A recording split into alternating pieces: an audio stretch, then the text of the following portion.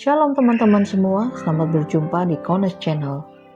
Di channel ini Anda akan mendengarkan, bahkan menyaksikan di video-video yang kami akan sajikan, video-video yang terbaik yang akan mengubah hidup Anda dan juga paradigma Anda. Selamat menyaksikan.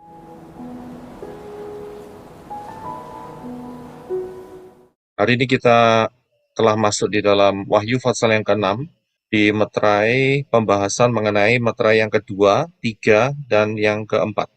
Ya, saya jadikan satu saja karena sebetulnya ini arahnya cuma satu, 3 meterai ini ya.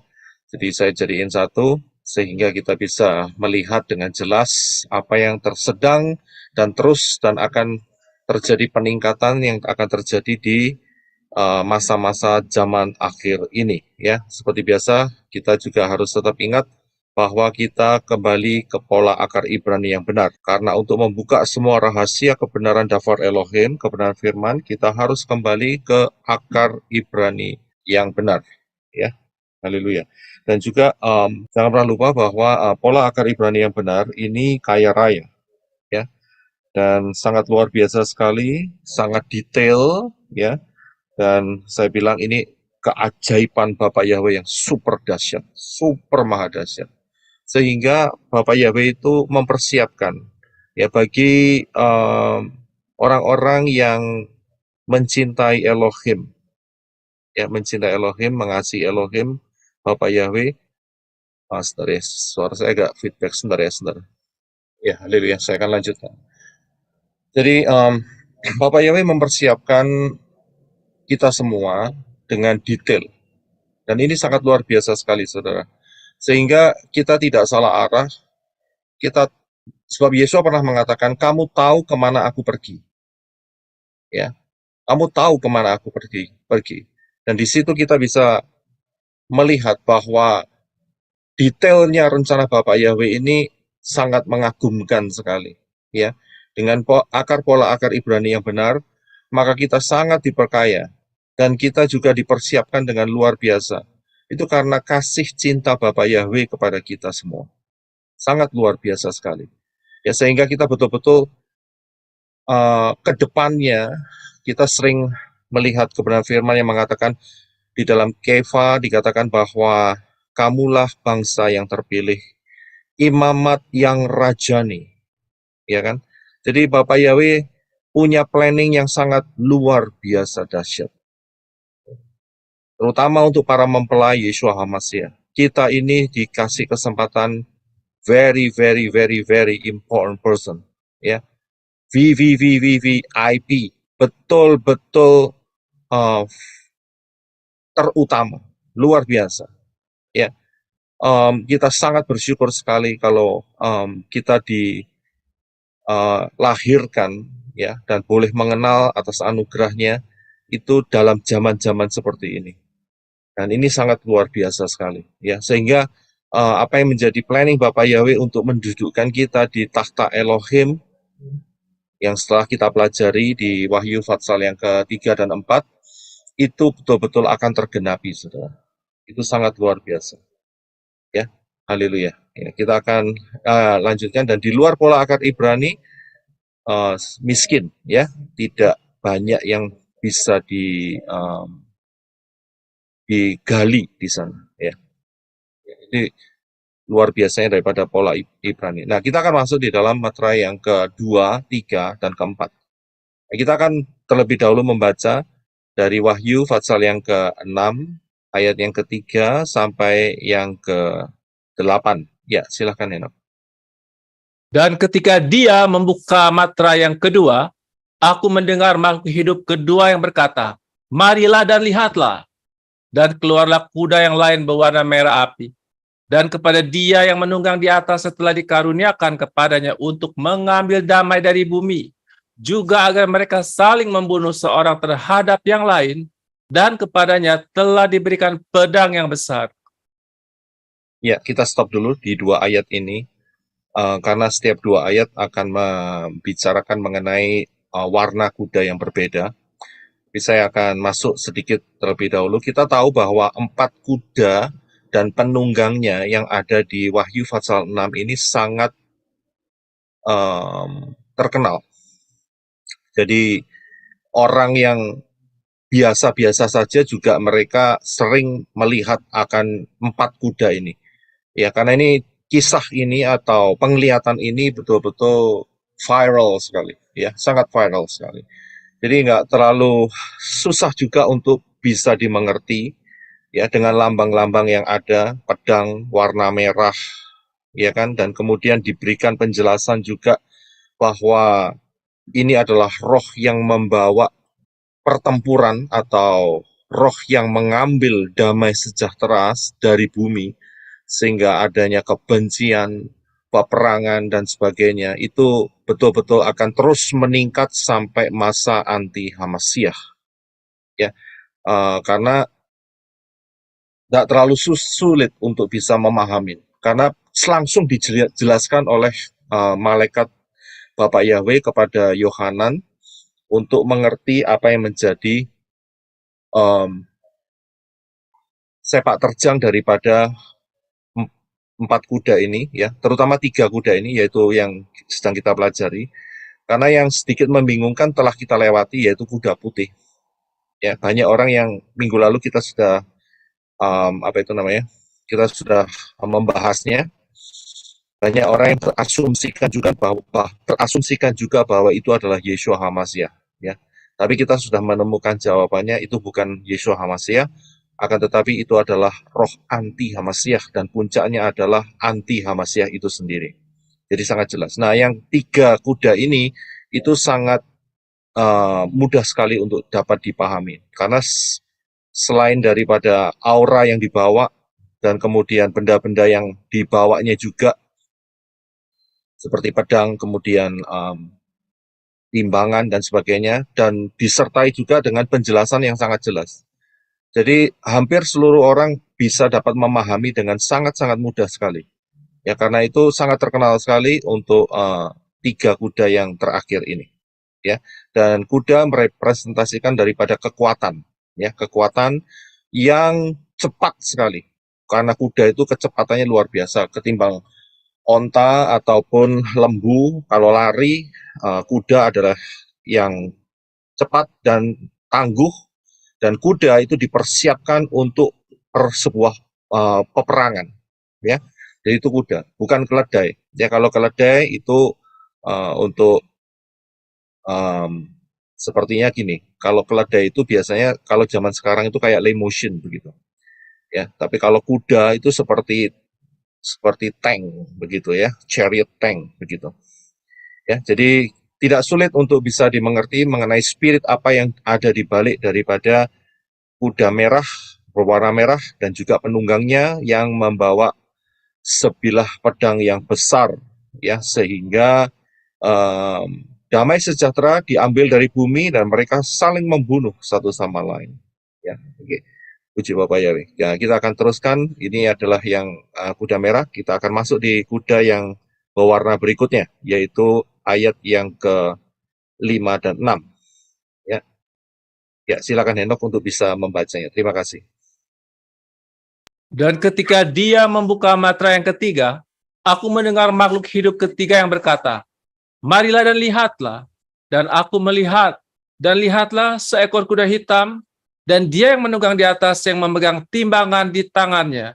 Dan aku mendengar suara di tengah-tengah keempat makhluk hidup itu, yang berkata, "Setakar gandum sedinar, dan 3 takar jelai sedinar, tetapi jangan engkau merusak minyak zaitun dan air anggur itu."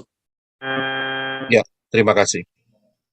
Ya, kalau saudara lihat dari penjelasan di ayat yang ke-5 dan 6 ini mengenai kuda hitam, ya, jadi dari penjelasan warnanya saja kita sudah kelihatan, yaitu kuda hitam ini penunggangnya membawa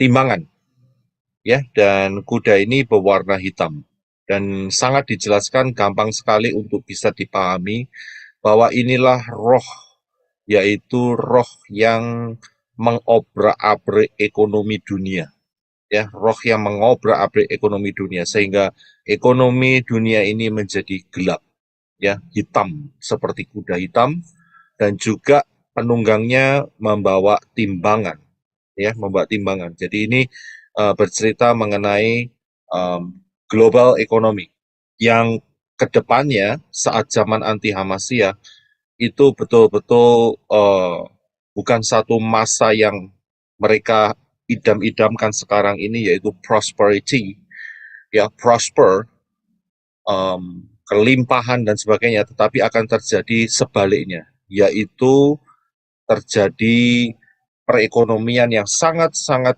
hitam, sangat-sangat gelap, dan sangat-sangat buruk. Serta juga dijelaskan oleh malaikat di dalam ayat yang ke-6, dan dikatakan bahwa setakar gandum itu sedinar, dan 3 takar jelai itu sedinar. Saudara tahu 1 dinar itu adalah upah daripada orang bekerja 1 hari. Ya, memang di belahan dunia ini tidak sama upah minimumnya, ya. Upah setiap harinya itu berbeda, ya. Jadi tidak sama. Akan tetapi dengan ekonomi yang berat, maka daya beli mereka pun juga akan sangat berat sekali. Saya tahu bahwa upah minimum di Jakarta itu kalau nggak salah sekitar 5 sampai 6 juta kalau nggak salah. Benar begitu ya, Pak Herwin? Iya Pak, antara 4 sampai 5 Pak. Antara 4 sampai 5 ya? Iya. Ya. Itu kalau di Jakarta ya? Ya, terima kasih. Iya. Pak Adi, kalau di Kalimantan berapa upah minimum? Yang pasti di bawah dari Jakarta, Pak. Sekitar 2 sampai 3 juta saja, Pak. Itu 1 bulan hitungannya ya? Iya. Ya, oke. Terima kasih Pak Adi. Ya, kita ambil yang di Jakarta ya. Kira-kira yang 5 ya? Oke, kalau 5 juta ya. 5 juta itu per bulan ya? Iya, per bulan. Ya, betul. 1 minggu kerja berapa hari? 5 hari. 5 hari. Berarti anggaplah 1 bulan kerja 22 hari ya. Berarti Ya. 5 juta dibagi 22, itu berarti 1 harinya cuman 227.000. 227.000 per hari. Ya, Iya. bayangkan saja belum tempat tinggal, belum transportasi, belum makan. Wow. Ya, saudara bisa membayangkan sendiri bagaimana susahnya dan tambah lama tambah terjepit. Sedangkan harga barang-barang juga semakin meningkat. Saudara juga nggak bisa bandingkan, wah enak Pak di Amerika Pak, gitu, ya kan? Upahnya besar, begitu. Tetapi saudara juga harus lihat bahwa pengeluarannya juga besar juga, saudara. Nggak main-main. Ya, upah minimum di Los Angeles sekarang kalau nggak salah sekitar $15 per jam. Saudara sudah berpikir, wah lumayan ya $15 per jam. $15 per jam itu kalau 1 hari kerja 8 jam, rata-rata berarti $120. Dikali 22, ya, berarti 2.600. 1 bulan dapat 2.640. Saudara tahu biaya apartemen di Los Angeles 1 kamar 1.700. Ya, itu pun kalau bisa dapat.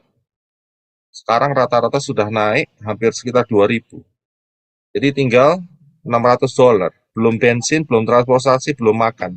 Jadi kondisinya sama, saudara. Ya, kondisinya sama. Jadi tekor ya, Pak. Itu belum dipotong tax gede loh Pak Roy. Oh iya, terima kasih Brother Daniel. Saya lupa teksnya. Taxnya besar, Teksnya besar. hampir 40%. Nah, itu dia. Ya, yang tidak punya family, yang single, itu teksnya bisa antara 35 sampai 40%, saudara. Bayangin, saudara. Ya, belum biaya lainnya. Mungkin saudara berkata, wah dapat 1 bulan 2.600, kalau sekarang kursnya berapa nih Pak Herwin hari ini? 15 ribuan. 15 ribuan, wah dapatnya 39.600, 40 juta. Buat pikiran orang Indonesia itu sudah wah luar biasa, nggak ngerti belum dipotong pajak, belum dianu, masih banyak yang harus dilewati itu masalah ekonomi. Saya bisa lihat di sini. Ya, karena itu apa yang dikatakan setakar gandum sedinar, 3 takar jelai sedinar, itu betul-betul dialami, saudara. Dialami. Ya, kalau melihat masa sebelum 2020, sebelum terjadi lockdown, ya, itu harga harga gula dibandingkan dengan sekarang itu bisa naik sekitar 3 sampai 4 kali lipat, saudara. Ya, nggak main-main, saudara. Dan ini ke depannya ini sangat masuk di dalam zaman anti Hamasiyah itu sangat mengerikan sekali. Jadi jangan berpikir, wah kalau ketinggalan masih bisa ada kesempatan untuk menikmati hidup. Saya bilang tidak ada. Ya, sangat-sangat mengerikan sekali.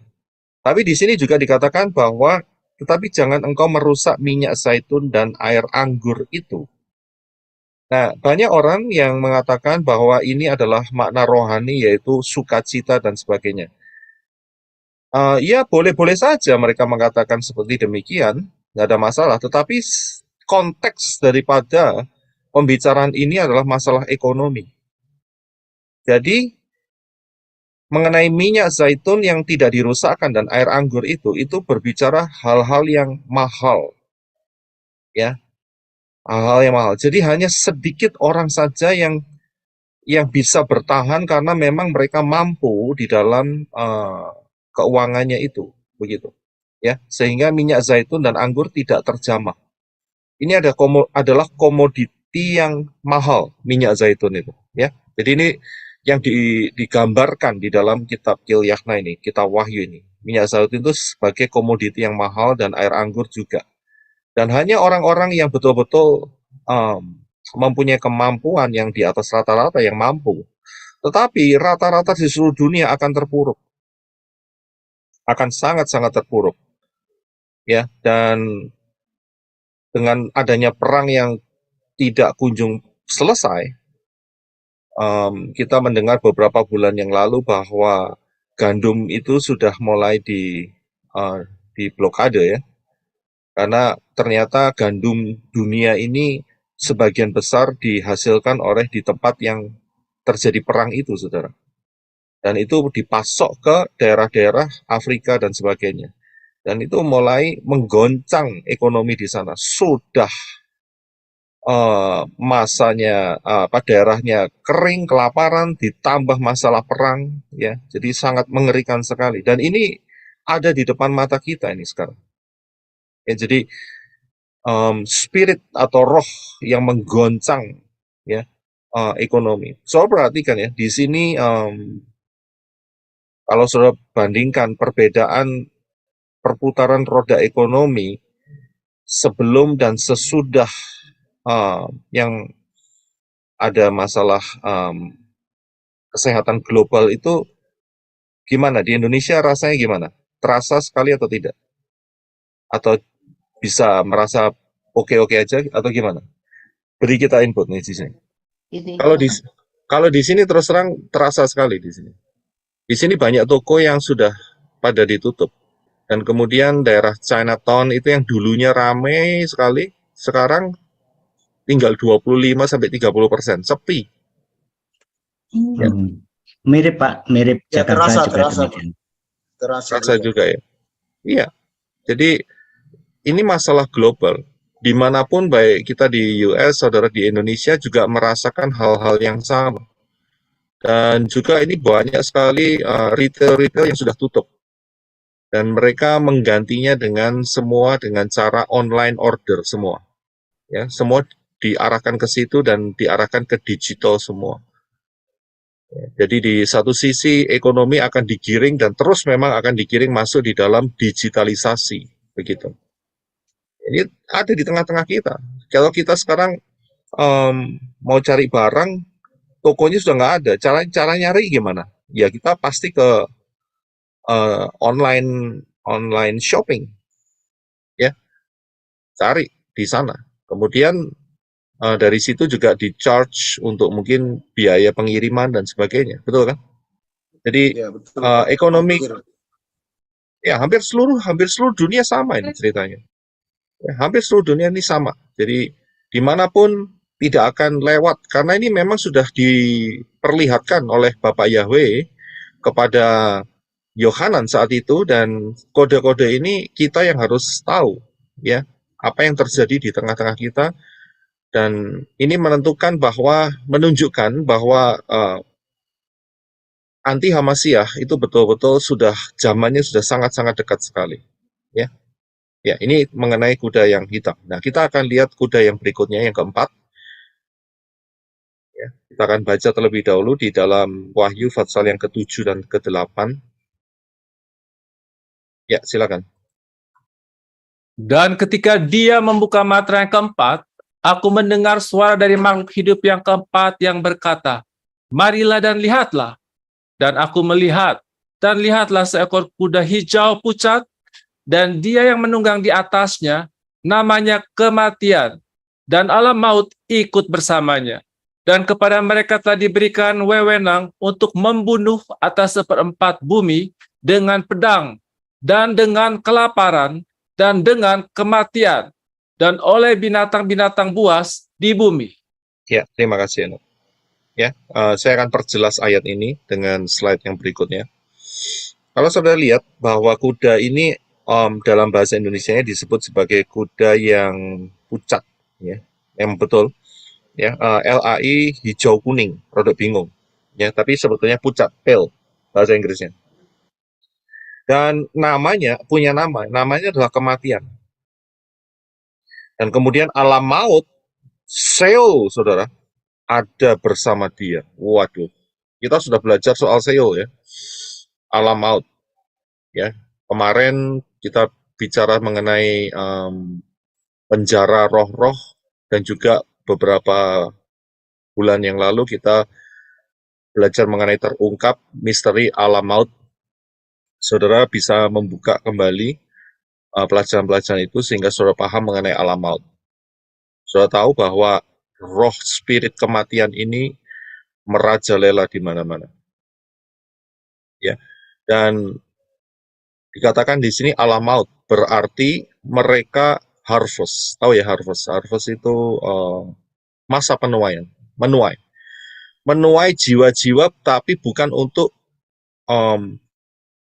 syamayim, bukan untuk sorga milik Bapak Yahweh, bukan. Tetapi untuk Sheol, saudara.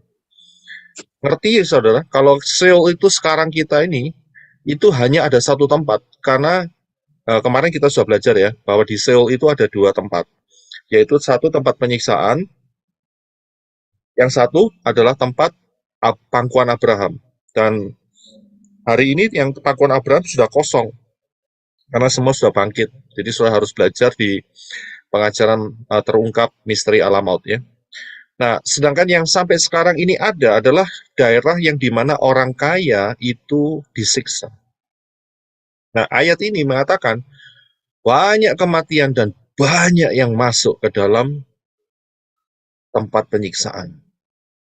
Ya, saudara coba lihat pengajaran yang kemarin, ya, sehingga dapat sangat jelas sekali untuk mengerti apa yang terjadi dialami oleh orang kaya, ya, yang juga adalah anak Abraham.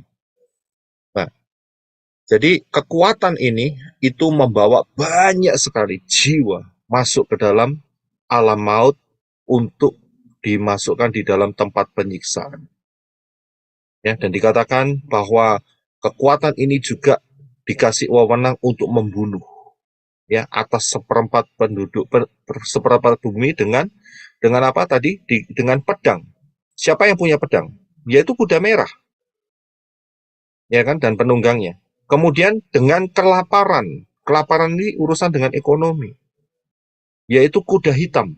Jadi kuda yang kekuatan yang pucat, kuda hijau pucat ini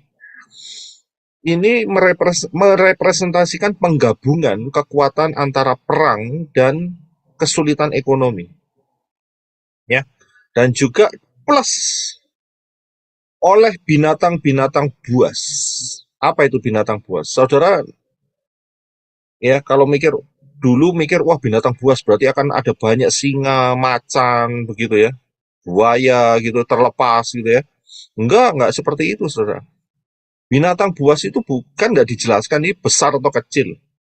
Yang saudara lihat di atas itu, ya, yang bentuknya bulat-bulat, warna biru, ada yang warna merah di dalam darah, itu kan binatang itu, saudara.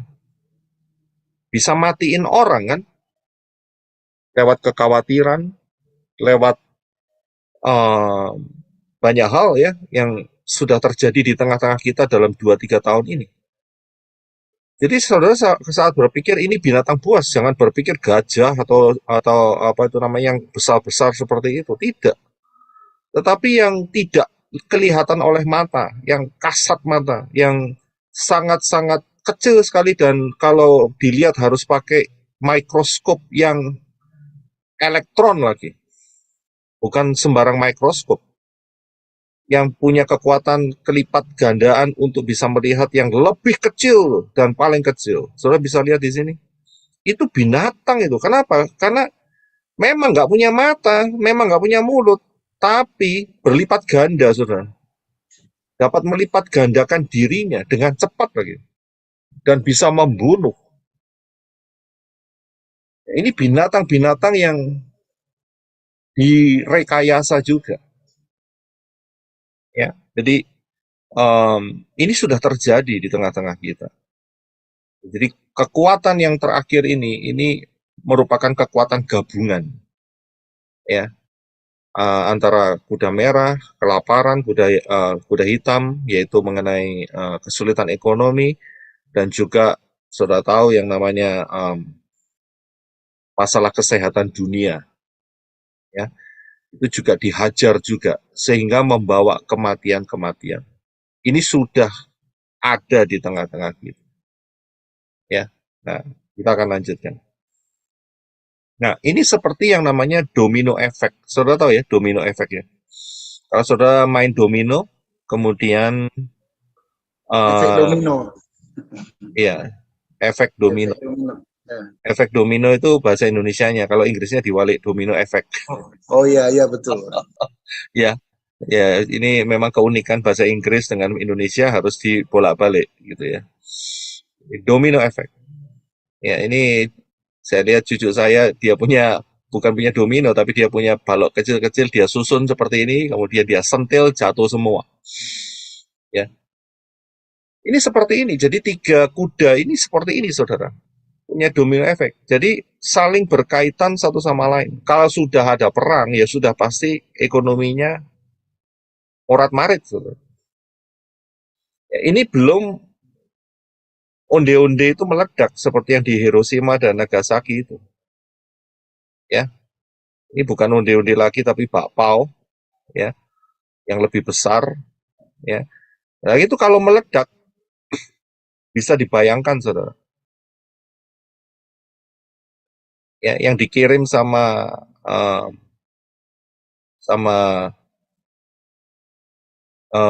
siapa itu ya?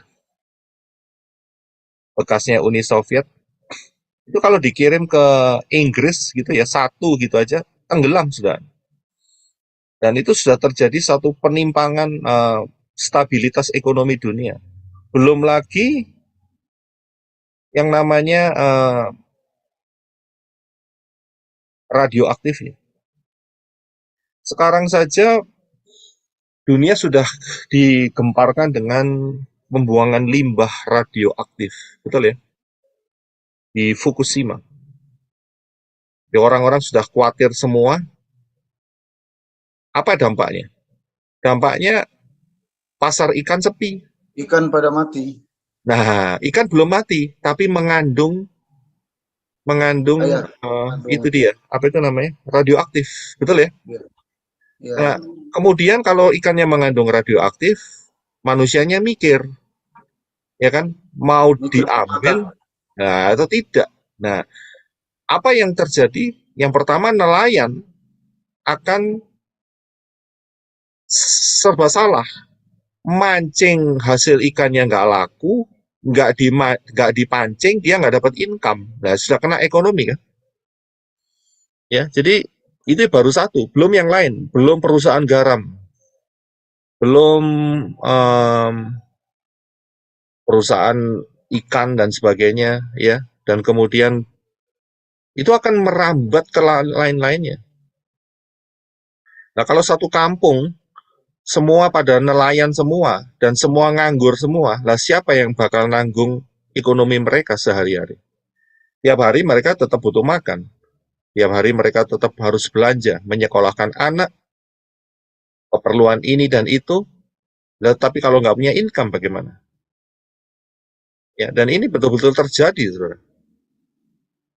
Dan cukup, saya nggak tahu ini di balik ini ada apa, tapi yang jelas inilah masanya di mana kita ditunjukkan oleh Bapak Yahweh bahwa zaman kita ini adalah zaman di mana belum pernah dan tidak akan pernah terjadi lagi. Ya, jadi inilah yang ada di tengah-tengah kita sekarang ini. Orang nggak mau beli ikan, oke, beli ayam. Nanti ayamnya direkayasa kena yang namanya flu burung. Pernah tahu ya? Pernah dengar ya flu burung? Akhirnya nggak pada makan ayam. Oke, kalau gitu makan beef saja, makan sapi. Tapi sapinya kena virus sapi gila berapa tahun yang lalu. Ya, jadi semuanya bakal diporak-porandakan gitu. Ya. Nah, nanti kita akan melihat apa tujuannya. Ya. Kita akan lanjutkan. Nah, kita akan baca bahwa semua ini adalah rekayasa daripada mastermind-nya.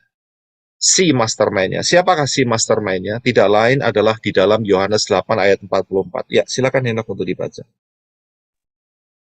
Kamu berasal dari bapakmu si Satan, dan kamu ingin melakukan hasrat-hasrat bapakmu.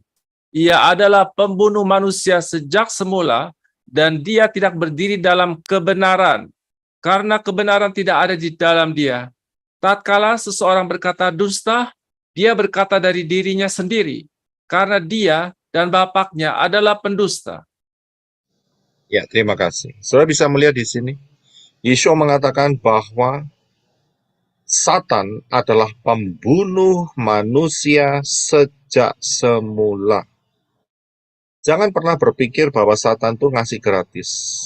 Ada orang minta kekayaan sama Satan, dikasih, dapat, mujizat terjadi. Sekejap mata bisa berkelimpahan, ya. Tapi ingat, Satan tidak pernah kasih gratis, tidak pernah kasih free, tidak pernah kasih dengan cuma-cuma. Dia akan minta sesuatu. Apa yang dia minta? Tidak lain apa yang berharga dalam kehidupan manusia. Apa itu? Yaitu keselamatannya, roh. Ya. Jadi jangan macam-macam untuk berpikir bahwa, oh, kalau dapat dari setan itu cuma-cuma, free, begitu ya, gratis. Enggak, saudara. Tetap, Yeshua mengatakan bahwa Satan adalah pembunuh manusia sejak semula. Ya. Bapak Yahweh itu loh, luar biasa. Di dalam firman-Nya, Yeshua mengatakan bahwa Bapak Yahweh itu memberikan matahari baik untuk orang yang jahat, baik untuk orang yang baik. Bapak Yahweh juga menurunkan hujan, baik untuk orang yang jahat, baik untuk orang yang baik. Saudara bisa lihat, sebetulnya Bapak Yahweh menetapkan satu sistem supaya manusia bisa bertahan hidup dan dengan tujuan untuk mencari keselamatan yang benar melalui Bapak Yahweh di dalam Yeshua. Tapi manusia punya kehendak bebas, mau pilih Elohim atau mau pilih setan. Ya, dan jelas sekali dikatakan ayat ini bahwa setan adalah pembunuh manusia sejak mulanya. Ya. Nah, agendanya apa? Agendanya tercantum di dalam Yohanes 10 ayat 10. Ini agendanya. Ya, ini sudah agendanya sudah dari dulu, saudara. Ya, silakan Henok untuk bisa dibaca. Terima kasih. Pencuri datang hanya untuk mencuri, membunuh, dan membinasakan. Aku datang supaya mereka memiliki hidup dan memilikinya dengan lebih berkelimpahan. Ya, terima kasih. Ya, sudah bisa lihat di sini. Pencuri datang hanya untuk mencuri, membunuh, dan membinasakan. Tidak punya attention atau pemikiran untuk melakukan sesuatu yang baik sama manusia. Tidak ada. Beda dengan Yeshua. Yeshua berkata, aku datang supaya mereka memiliki hidup dan memilikinya dengan lebih berkelimpahan. Lihat dua agenda yang berbeda dan bertolak belakang. Manusia harus pilih. Siapapun yang mendengar kebenaran firman ini, saudara harus pilih. Mau pilih si pencuri, yaitu Satan, atau memilih Yeshua yang akan memberikan hidup, bahkan hidup dengan kelimpahannya. Ya, jadi agenda daripada Satan jelas sekali, mencuri, membunuh, membinasakan. Ya, tidak ada agenda lain dalam setan. Ya. Nah, saya akan masuk. Apakah saudara pernah lihat ini yang namanya The Georgia Guidestone? Papi Lukas pernah, Papi Lukas pernah membawa hal ini. Saudara tahu ini? Ya, Iya, Pak. Tahu. ya. Nah, ini unik, memang unik. Dan kalau kita lihat lebih dekat lagi, ada kode-kodenya. Ya. Dan ini ada di Georgia, di US, Amerika. Tahun 2022, tanggal 6 Juli, itu dibom, diledakkan. Entah oleh siapa. Dan sekarang kalau nggak salah monumen ini disingkirkan, kalau nggak salah. Karena sudah pecahannya dianggap berbahaya, sehingga kalau ada orang yang mencoba untuk main di sana, mereka nggak mau sampai kejatuhan batunya atau bagaimana, jadi dipindahkan. Tapi jelas ini ada. Ya, nah, anehnya, ya ada beberapa kode yang harus kita perhatikan di sini, bahwa di tugu ini itu ditulis di dalam 8 bahasa dengan menggunakan huruf 8. Ya, huruf 8 itu adalah huruf Chet, yaitu pagar maknanya, dan juga kehidupan. Kehidupan kekal, new beginning, atau permulaan yang baru.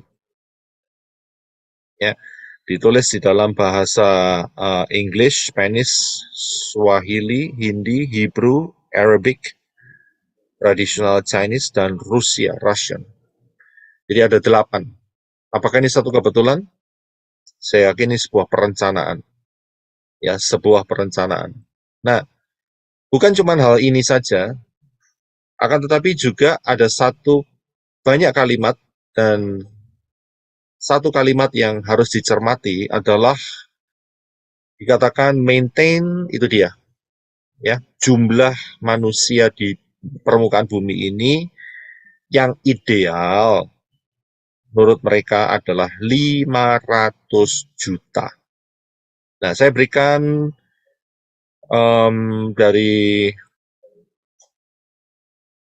dari Google bahwa populasi dunia ini adalah sekarang itu hampir mencapai 8,1 miliar.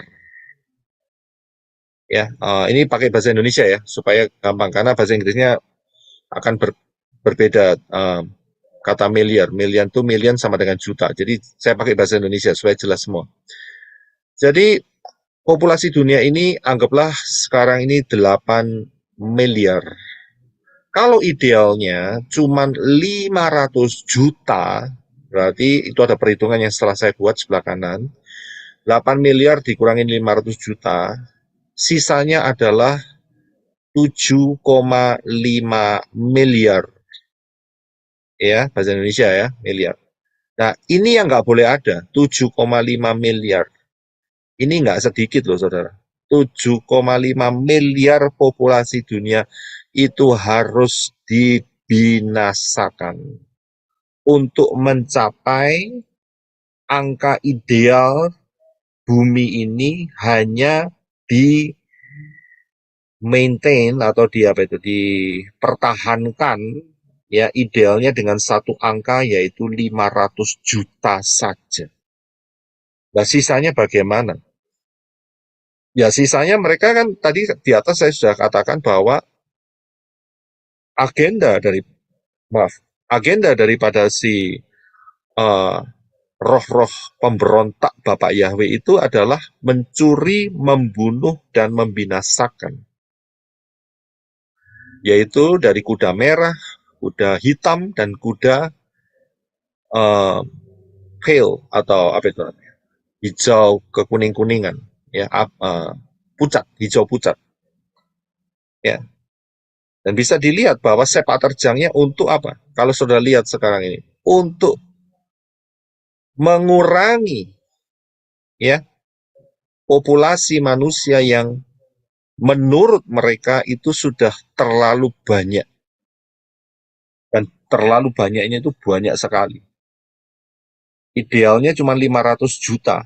Itu bayangin berapa persen kalau sampai 8 miliar. Ya, dan mereka, ya itu dia. Apa yang terjadi ya, bagaimana caranya? Ya perang, ekonomi dibuat porak-poranda, sehingga terjadi banyak kemiskinan, tidak bisa makan, mati pelan-pelan, kelaparan, sakit penyakit, dan sebagainya. Ya, inilah yang menjadi kode, ya, yang harus sebagai anak-anak Bapak Yahweh pahami, bahwa kita ini hidup di betul-betul di zaman akhir. Dan sebentar lagi akan terjadi rapture. Ini saya berikan sedikit kilasan sejarah saja. Kalau di dalam Perang Dunia Pertama, ya, Perang Dunia Pertama itu yang mati sekitar antara 15 sampai 22 juta.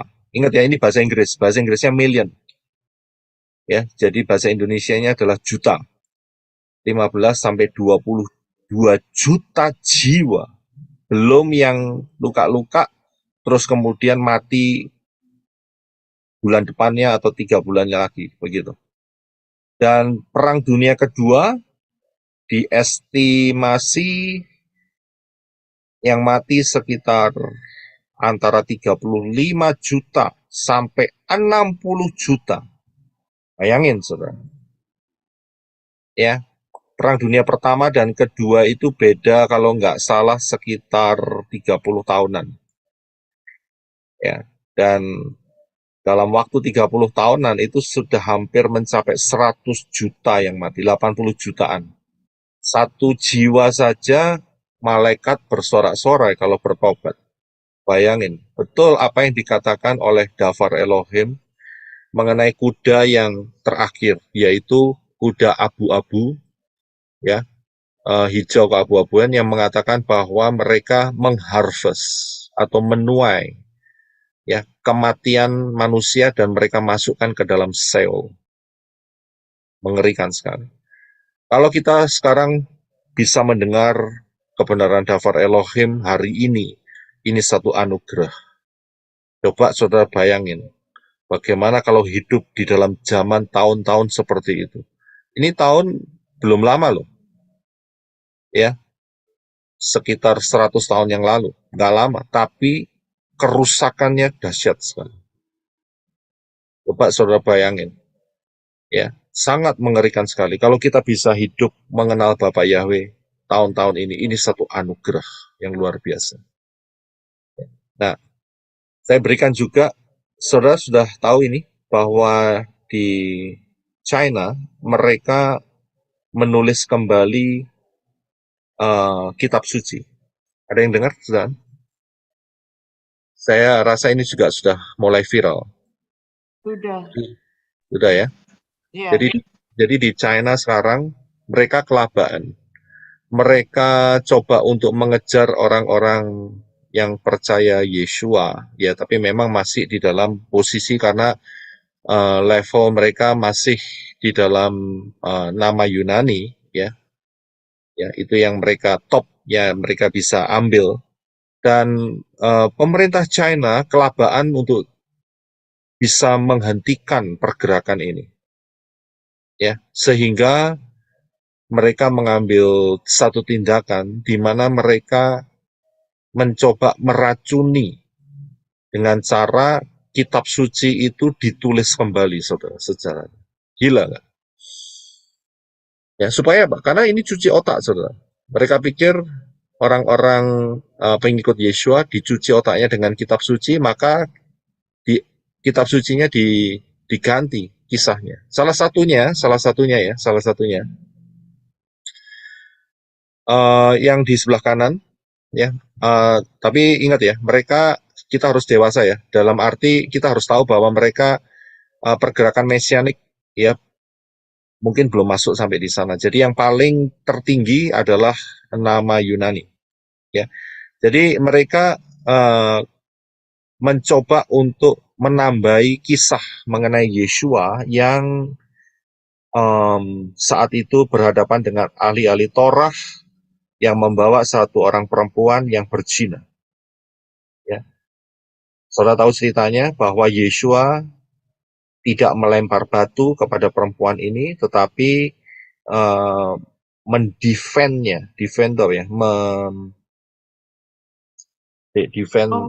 Mempertahankan. mempertahankan supaya perempuan ini nggak di stone ya, nggak dilempari batu. Membela. Ya, membela. Ya, terima kasih. Ya, tapi di dalam kitab suci gadungan ini yang dikeluarkan oleh pemerintah China, mereka tambahin satu kalimat ya, beberapa kalimat dikatakan bahwa setelah mereka pergi semua orang-orang Torah itu, Yesuanya itu ya yang mereka sebut ya Yunani itu, dia lempar batu kepada perempuan ini. Nah, itu kan kisahnya ditambahin ya. Dan kemudian dikatakan bahwa si sang juru selamat itu mengatakan bahwa aku juga adalah orang berdosa. Nah, anak-anak yang membaca kisah ini akan teracuni. Jelas langsung. Sudah lihat ini pergerakan setan ya. Ceritanya nggak dihapus atau dipalsukan semua, tidak, tetapi ditambahi, saudara. Kitab Wahyu mengatakan siapa yang menambahi kebenaran firman akan ditambahin malapetaka. Ya kan? Dan ini sudah terjadi di tengah-tengah kita. Dan ini barusan saja dikeluarkan. Dan ini sangat viral. Ya, jadi inilah langkah-langkah setan untuk mencuri, membunuh, dan membinasakan. Nah, ingat bahwa 4 kuda ini adalah peristiwa puncak. Ya, peristiwa puncak. Sekarang ini kita sedang mengarah dunia ini, sedang mengarah ke puncaknya. Jadi 4 kuda ini berbicara mengenai puncak-puncaknya. Nah, seringkali ada yang bertanya begini, Pak, kita ini sudah masuk di meterai keberapa? Pertanyaan itu tidak ada jawabannya. Kenapa? Karena kekuatan meterai 4, terutama 4 kuda ini gabungan. Tadi kan saya sudah katakan di atas bahwa ini adalah seperti domino efek domino. Ya, jadi ini bergabungan, sobat. Jadi gabungan. Jadi nggak bisa tahu, nanti kuda putih sendiri, waktunya sekian bulan, sekian tahun, kemudian kuda merah, sekian bulan, sekian tahun. Kemudian kuda hitam, sekian bulan, sekian tahun, atau kuda yang terakhir, sekian bulan, sekian tahun. Tidak demikian. Kalau saya lihat, perhatikan saja. Dengan adanya peperangan, maka ekonomi dunia tergoncangkan. Dengan adanya penyakit yang menyebar ke seluruh dunia, ya, binatang-binatang buas, ekonomi tergoncangkan. Toko-toko pada sepi. Perusahaan-perusahaan pada bangkrut semua. Ya, jadi kita nggak ada jawabannya untuk masalah kita ini sudah di meterai yang keberapa ya, nggak ada, karena mereka ini bergerak bersama-sama. Dan ingat, saya harus kasih tahu bahwa 4 kuda ini mencapai puncak-puncaknya, yaitu zaman anti Hamasya. Ya, sekarang ini kita baru merasakan imbasnya, ya. Jadi arahnya mereka sudah ke sana. Kita merasakan asap-asapnya begitu.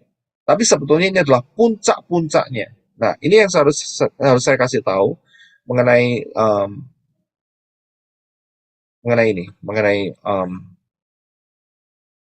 screen ini. Ini harus saudara pahami bahwa Wahyu pasal yang ke-6 sampai di Wahyu 19. Nanti kalau saudara baca ya di sana ya. Masa dari Wahyu 6 sampai 19 ini yang pertama, bukan masa gereja atau kehilat mempelai Yeshua HaMashiach. Karena apa? Karena nomor 2, rapture telah terjadi. Ya, jadi Wahyu 6 sampai 19 ini tidak ada yang namanya mempelai Yeshua HaMashiach. Tetapi banyak orang yang bingung karena apa? Karena nomor 3, ada kalimat atau kata yang dikatakan orang kudus. Ya, orang kudus. Akan sering ditemui beberapa kali di Wahyu 6 sampai Wahyu 19. Nah, orang kudus ini bukan merepresentasikan mempelai Yeshua HaMashiach, jangan salah. Tetapi merepresentasikan adalah orang Israel yang percaya kepada Yeshua HaMashiach, tapi ketinggalan rapture. Begitu. Ya, jadi nanti kalau saudara sehari-harinya saudara lihat di dalam Wahyu 6 sampai 19, ketemu orang kudus. Saudara jangan berpikir, oh ini gereja, ini mempelai Yeshua HaMashiach. Salah, tidak. Jadi Wahyu 6 sampai Wahyu 19 itu tidak ada yang namanya mempelai Yeshua HaMashiach di sana. Karena rapture telah terjadi. Ya, jadi saudara pahami. Ini yang bikin bingung banyak orang. Ya, tapi sebetulnya mudah kalau mereka mau kembali ke pola akar Ibrani yang benar. Ya, bahwa inilah masa 666 di mana masa penghukuman buat 2 golongan. Yang pertama adalah Israel yang sampai hari ini menolak Yeshua HaMashiach sebagai juru selamat, sebagai Mesias. Yang kedua adalah orang-orang Goyim yang menolak keselamatan yang diberikan oleh Bapa Yahweh di dalam Yeshua HaMashiach. Jadi ada 2 golongan dalam masa 666 ini yang dihajar oleh masa anti HaMashiach ini, oleh murka Elohim. Ya, murka Elohim melalui anti HaMashiach. Jadi saudara paham ya? Saat saudara baca, oh ini apa ada orang kudus di ayat sekian antara Wahyu 6 sampai 19. Ini kan berarti ada yang mempelai Yeshua HaMashiach Mas ini. Tidak, salah. Ya, jadi kita harus paham. Ya. Nah, saya berikan sedikit masukan bahwa nubuat di dalam Tanakh ini kurang hal ini. Ya. Nubuat dalam Tanakh dan Brit Gadasah itu pasti terjadi. Jadi jangan saudara berdoa untuk mengcancelnya. Misalnya, ya, saudara set up waktu berdoa, Bapak Yahweh tolong supaya masa 666 ini nggak ada, nggak mungkin. Ya, itu salah satu contohnya. Tidak mungkin. Ya, jadi daripada ngabisin energi model kayak gitu dan tersesat di dalam pengajaran-pengajaran yang nggak pasti, lebih baik jangan dilakukan. Ya, berdoalah untuk keselamatan diri saudara sendiri dan juga untuk keluarga, rekan-rekan dekat yang Bapak Yahweh percayakan dalam hidup saudara. Nggak usah berdoa untuk masa dunia ini. Bapak Yahweh tolong supaya tidak ada perang nuklir, gitu. Nggak akan. Pasti akan ada nuklir. Ya, jadi tidak menyia-nyiakan energi doa saudara. Ya, jadi nubuat yang sudah tertulis di dalam Tanakh dan Brit Gadasah pasti terjadi. Pasti. Jadi tidak perlu didoakan untuk di-cancel. Ya, haleluya, Bapak yang memberkati. Kita akan lanjutkan di minggu depan di meterai yang kelima. Ini cukup menarik, saudara. Ya, meterai yang kelima. Ya, sangat-sangat menarik. Nanti saudara bisa baca terlebih dahulu meterai yang kelima. Itu saya anjurkan saudara untuk baca persiapan ya, supaya saudara lebih paham. Itu baca di Wahyu Fatsal yang saudara bisa catat ya, saudara bisa catat ini ya. Wahyu Fatsal yang ke-6 saudara bisa baca ya. Kemudian juga Wahyu Fatsal yang ke-7. Ya, Wahyu Fatsal 6 dan Wahyu Fatsal 7 sebagai persiapan pembahasan minggu depan mengenai meterai yang kelima, ya. Jadi saudara nggak bingung, karena dua fatsal ini bergabungan satu sama lain, ya. Jadi saya anjurkan saudara untuk supaya minggu ini baca Wahyu 6 dan Wahyu 7, ya, sebagai persiapan mengenai pembahasan meterai yang kelima. Nanti saudara akan kelihatan jelas sekali. Kelihatan jelas sekali. Nah, ini biasanya pertanyaannya begini, saudara. Apakah masih ada keselamatan saat setelah rapture? Itu pertanyaannya. Bukankah ruah Yahweh Elohim telah diangkat, berarti tidak ada keselamatan lagi? Nah, ini nanti akan terjawab. Ya, karena itu saya anjurkan saudara untuk membaca. Ya, saudara catat di catatan saudara untuk bisa membaca Wahyu Fatsal yang ke-6, ya, meterai yang kelima, ya, ke bawah, ya, karena kita sudah selesai meterai 1 sampai yang ke-4, ya, sisanya saudara baca, dan kemudian seluruhnya saudara bisa baca di Wahyu Fatsal yang ke-7. Nanti akan terjawab, saudara. Ya, nanti akan terjawab. Nah, saya akan akhiri. Jadi hari ini kita sudah hampir menyelesaikan 6.000 tahun sejak kejatuhan Adam dan Hawa. Ya, karena itu sebentar lagi kita akan rapture. Karena sekarang kita sudah masuk di dalam 3,5 cycle Shemitah yang pertama, dan bulan ini adalah bulan Elul, bulan terakhir dari tahun pertama putaran Shemitah. Kita akan masuk di dalam tahun yang kedua, luar biasa. Berarti semakin dekat, saudara. Ya, dan juga Yeshua memperingatkan bahwa kalau waktunya tidak dipersingkat, maka tidak ada yang selamat. Karena orang-orang pilihan seperti saudara dan saya, maka waktunya akan diperpendek sehingga kita akan rapture lebih cepat. Ya, karena itu saya dorong saudara untuk melihat pengajaran High Alert 2026, jangan remehkan, dan rahasia 1290 hari dan 1335 hari. Daniel 12 ayat 11 dan 12. Pelajari hal ini di dua pengajaran ini, ya, dan saudara akan bisa mendapatkan rahasia-rahasia kapan rapture. Tidak lain adalah awal Januari 2026 menurut pola, ya, menurut pola Shemitah, ya, dan juga akhir daripada 2025. Nah, ya, jadi saudara jangan lupa ini ada di dalam rahasia 1290 hari dan 1335 hari. Karena itu, bagi yang belum masuk di dalam keselamatan yang benar, ya, masuklah. Keselamatan yang benar harus masuk melalui satu pintu, dan pintu itu adalah Yeshua. Ya, Yod Shin Waw Ayin, bukan Yesus. Ya, bukan Yesus. Bukan Yesus, bukan Jesus, bukan Yesus, bukan yang lain-lainnya. Ya.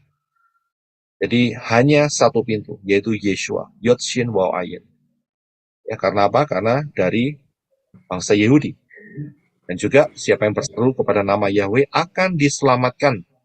Ya, bukan nama Arab, bukan nama Chinese dan sebagainya, ya, atau nama Meksiko dan sebagainya, tidak. Jadi saudara harus paham. Setelah masuk dalam percaya kepada mereka, kepada kebenaran firman Davar Elohim yang membawa pada keselamatan, yaitu melalui Yeshua HaMashiach, maka saudara harus masuk di dalam meterai kepemilikan, yaitu baptisan pembaharuan. Ya. Dan jangan keraskan hati, setelah itu saudara belajar kebenaran firman, tinggalkan semua tradisi-tradisi, baik Natal, baik Imlek, baik Paskah, telur Paskah dan sebagainya, Easter, tinggalkan semua, karena itu berhubungan dengan dewa-dewa asing yang menyakiti hati Bapak Yahweh. Kemudian saudara siapkan hidup saudara untuk terus karakter dirubah, sehingga saudara boleh kedapatan setia untuk masuk di dalam rapture.